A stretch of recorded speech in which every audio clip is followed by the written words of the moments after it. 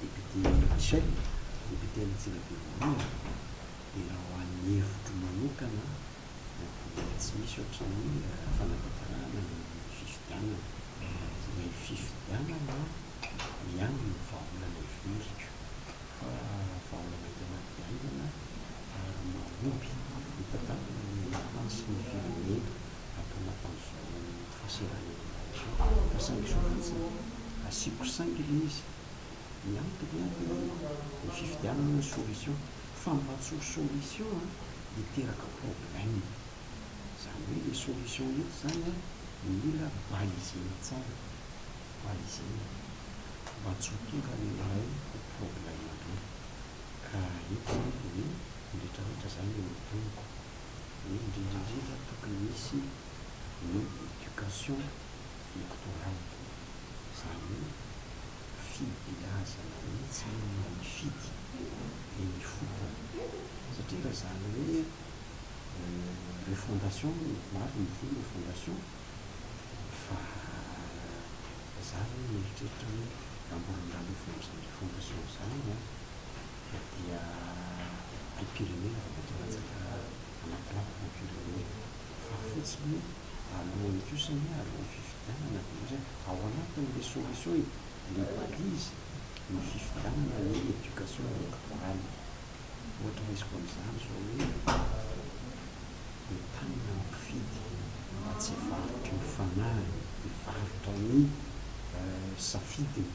dia olona tsy eritreretina hitonga ny tany sy ny firenena tsy manana akingana. Ny mpitondra tadidy tsara zany raha izao situation tsika izao dia ny olona takina mba ho lany zany handray tsara ny fifidianana ary izay ny tokony ho fidin'ny olona voalohany olona matahotra an'Andriamanitra aloha izy satria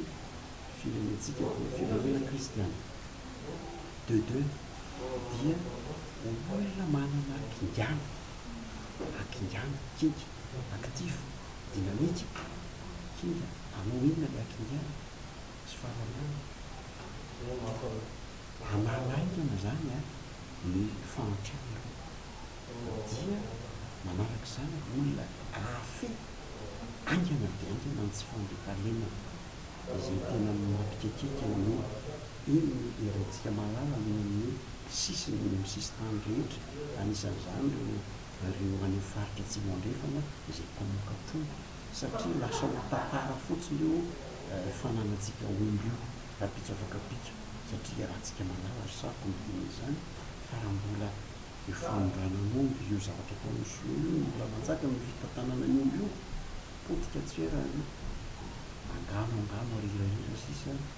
ny zany hoe atao hoe fananana malagasy zany dia olona zany tokony hafe tsy fandriampahalemana mangana diaingana, olona mahafy ny fisorotany fitipina ary olona mahafy ny resaka ariary mba tsy hidina ny ariary mba tsy hiakatra fa voafy zany ny ariary zao eritreretintsy 4,000 fifidianana ny lohana 4,000 dia mba eritreretin'ireo zany ka raha olona tsy hafy zany nafa milevenina zany mbola mafimafy kokoa izao zavatra iainantsika fifidianana fa zay zany feany dia hoe matahotra an'Andriamanitra manana kingana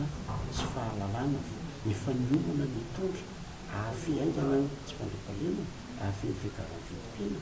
ary anara ny vahoaka amin'ny fahatrana zay zavatra kakeny vahoaka amin'ny fotoana fo zay mitaky ezaka foezaka fa tsy tirany malesaka mbola blablabla mbola andany dimy taona indray hoe inona iny izy te hoe fisandratana fanandratana tsy haiko 2030